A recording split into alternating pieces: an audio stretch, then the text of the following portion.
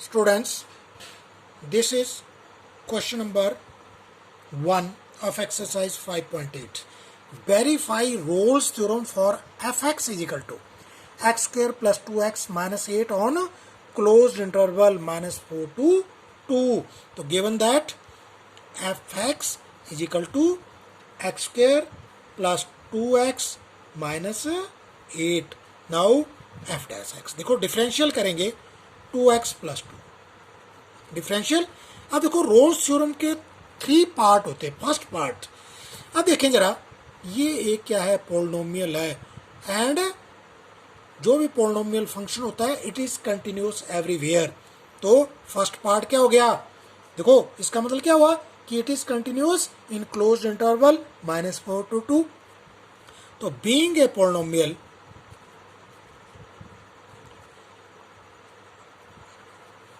function fx is continuous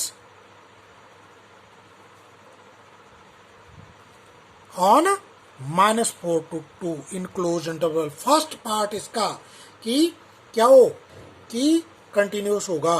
दूसरा part है कि एफ डैश एक्स क्या करता है, एग्जिस्ट करता है. एफ डैश एक्स क्या करेगा, एग्जिस्ट करेगा ऑन कहां पर, -4 और 2 के बीच में. अगर एफ एक्स जो है यूनिकली एग्जिस्ट करता है -4 और 2 के बीच में, तो इसका मतलब क्या होता है कि F X is drivable eight या ऑन ओपन इंटरवल -4 और 2 के ऊपर क्या है, ड्राइव हो सकता है. तो निकालेंगे हम वैल्यू f-4 की. f-4 की वैल्यू देखो यहाँ पर क्या करेंगे, यहाँ पर पुट करेंगे. ये आ गया 16 -8 this is equal to 0. Also f2 देखो दूसरा f2 है ओपन इंटरवल में, तो यहाँ पर 4 और उसके बाद +4 -8 दिस इज इक्वल टू 0. अब यहाँ से क्या आ रहा है, f-4 जो है वो क्या है, f2 के बराबर हो. अब देखो तीसरी कंडीशन क्या होती है कि अगर F A is equal to F B ये दोनों बराबर हों, then there exist F dash C. देखो तो क्या होगा, आप देखें स्टूडेंट्स, यहाँ देखो 3 कंडीशन इसने सेटिस्फाई कर दी हैं इस फंक्शन ने. पहली क्या है कि एक पोलिनोमियल फंक्शन है और कंटिन्यूस है इन क्लोज्ड इंटरवल. दूसरे क्या है, ड्राइवेबल है, ड्राइव निकाल लिया, और F A is equal to F B के बराबर भी आ गया. ठीक है, तो since it satisfy all the condition लिखना है आपने of Rolle's theorem, therefore there exist one C belongs to -4 and 2 such that, देखो कोई सी जो है एग्जिस्ट करता है इस तरह से कि एफ डैश सी ये किसके बराबर हो, 0 के बराबर हो. तो एफ डैश सी जहाँ पर आपने एफ डैश एक्स निकाला हुआ है वहाँ पर क्या लिख देना आपने, F dash C is equal to 2c plus 2, यानी कि 2c plus 2 is equal to 0. यहाँ से 2c इज इक्वल टू -2 और c इज इक्वल टू -1. देखो -1 जो है वो किसके बीच में बिलोंग करता है, -4 और 2 के बीच में. देखो क्लोज इंटरवल, देखो अगर यहाँ पर आप लगाएंगे, ये हमारे पास आ रहा है 2 और यहाँ पर आ रहा है, सपोज कर लेते हैं -1, तो -1 यहाँ है, -1 किसके बीच में आ रहा है, -4 और 2 के बीच में. Hence theorem is verified. देखो थ्योरम वेरीफाई होगी. Students, this is question number 4. Verify Lagrange mean value theorem for fx x square minus 4x minus 3 in closed interval 1 to 4.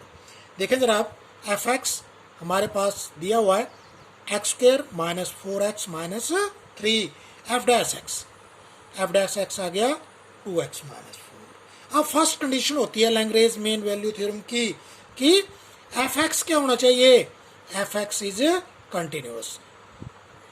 देखो ये कंटिन्यूस है, क्यों कंटिन्यूस है, because x square minus 4x minus 3, ये F एक्स क्या है? ये एक पॉलिनोमियल फंक्शन है। ये कैसा फंक्शन है? पॉलिनोमियल फंक्शन है। तो लिखेंगे F X continuous because F X is equal to X square minus 4x minus 3 is a polynomial function and polynomial functions are continuous everywhere, therefore F X is continuous at 1 to 4 in close interval. इस interval में क्या है? Continuous, first part इसका। Second है, दूसरा क्या है कि एफ डैश एक्स जो है एग्जिस्ट करता है यूनिकली। अगर F dash X exist uniquely in close interval 1 to 4, 1 to 4 में एग्जिस्ट करे uniquely, then F X is derivable. देखो ड्राइवेबल होगा किसमें? In open interval 1 to 4। देखो क्लोज और ओपन ये समझना है आपने, इसमें इंक्लूड है, इसमें 1 और 4 इंक्लूड नहीं है। सिंस देखो ये ड्राइवेबल होगा, अब क्या जाता है?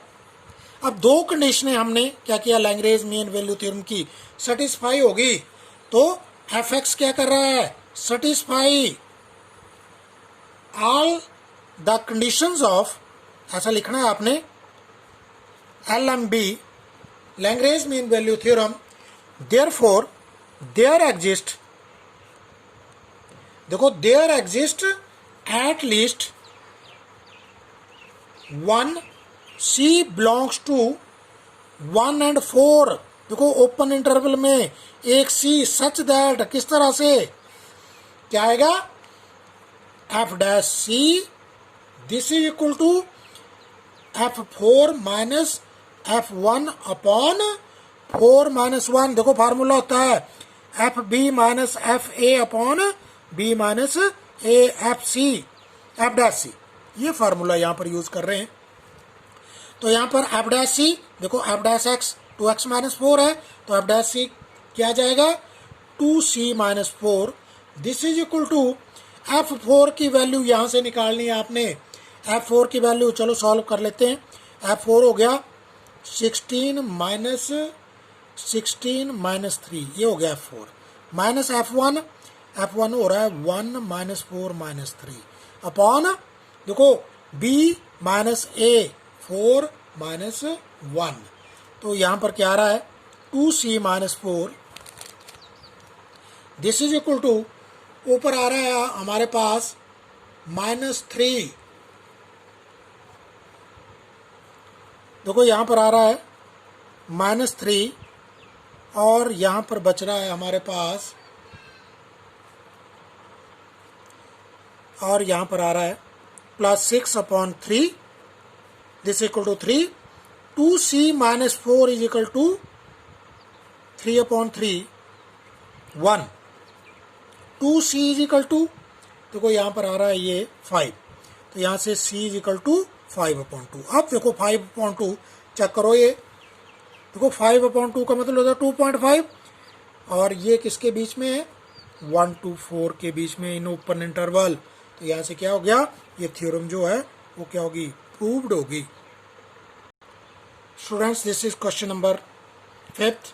F X is equal to X cube minus 5x square minus 3x in close interval 1 to 3। देखो इसमें वही है Lagrange mean value theorem. F X आपने लिख दिया, F dash X 3x square minus 10x minus 3। अब इसका फर्स्ट पार्ट क्या है कि ये एक पॉलिनोमियल फंक्शन है। एफ एक्स जो है एक पॉलिनोमियल फंक्शन है, इसलिए ये कंटिन्यूस होगा, because polynomial functions are continuous everywhere, इसलिए 1 और 3 क्लोज इंटरवल में क्या होगा? कंटिन्यूस होगा। अब सेकंड है कि एफ डैश एक्स जो है वो क्या कर रहा है? एग्जिस्ट करता अगर uniquely in 1 to 3 close interval 1 और 3 के बीच में, अगर यूनिकली ये एग्जिस्ट कर रहा है तो क्या होगा? F dash F X is derivable होगा। अगर देखो एफ डैश एक्स जो है अगर इसमें इसके बीच में आ रहा है, यूनिकली एग्जिस्ट कर रहा है, तो इसका मतलब क्या हुआ? एफ एक्स जो है वो ड्राइवेबल होगा। तो इसका मतलब क्या हुआ? अगर ये दोनों कंडीशन है तो लिखेंगे it satisfy all the conditions of Lagrange mean value theorem. ये क्या कर रही है, दोनों कंडीशनों को सेटिस्फाई कर रही है। देयरफॉर तीसरा पॉइंट क्या होता है,